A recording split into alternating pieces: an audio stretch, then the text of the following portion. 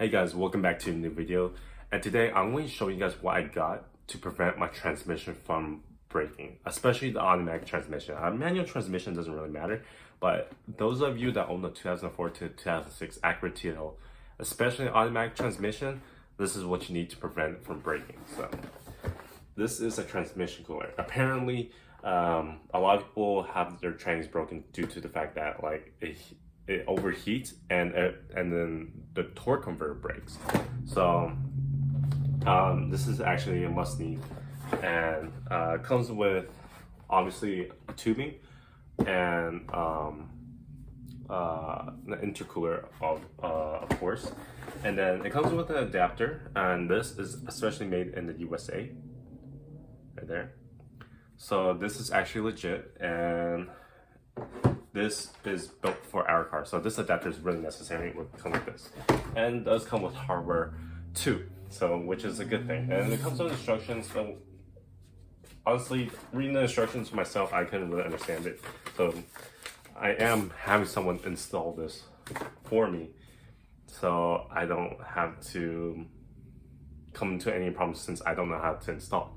So he's charging me between $75 to $125 for this, and he said that it should take within a day to install. So it's actually pretty straightforward from what he said.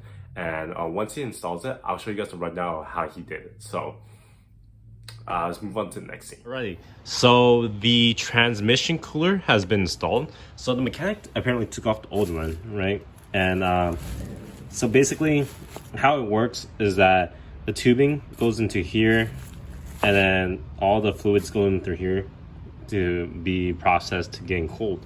And some of the hardware that came with it has not been used because there's actually less hardware that you need to be installed. So basically these two tubing right here goes to the radiator of the intercooler basically over there.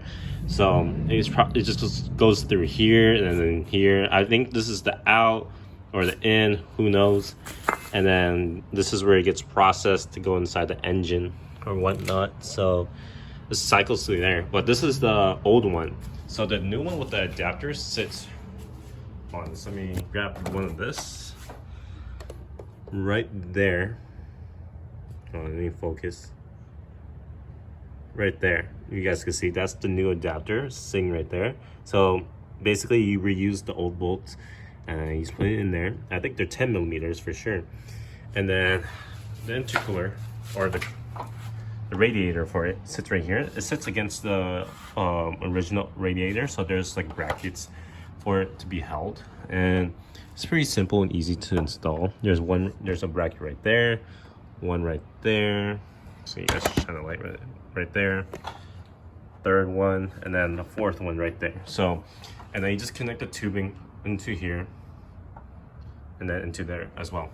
It seems as is it's a pretty easy step, and it's just a matter of fact of just the tubing is long enough to reach over there. So take that out, basically take the old one out, make sure it doesn't drain, and then put the adapter on, rescrew it with the normal, or just reuse the screws, attach the hose, attach the radiator to its OEM radiator, run the hose into the lines. It doesn't matter which one, I assume it could be top or bottom, but whatever, which one's closer. And then just connect it, make sure nothing is leaking.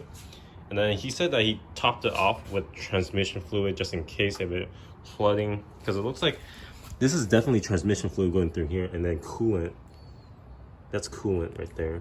Transmission fluid, and that's coolant. So I don't know where so because coolant goes into here and then transmission fluid goes into there, which goes in that screw right there. So it goes in there. So I'm pretty sure if you just do that, it's pretty simple. So he charged me $175 for this install, which I could literally done myself if I knew it was really that easy. So drove it for about 15 miles where he was and back home. I experienced no issues.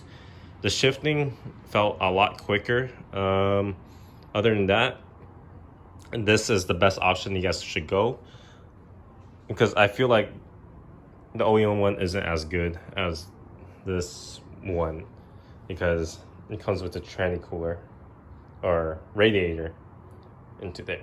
So I hope this video makes sense, or if you guys are planning to install one of these, it's actually very simple from what I'm looking at. So don't quote me, I didn't install it. That's what I'm looking at. It's just tubing. It would just basically take out the OEM one, add the adapter, tubing, attach the radiator, top it off with coolant, and then transmission fluid, just in case if the transmission fluid is low, just in case. So pretty easy. So hope you guys enjoyed today's video, and peace.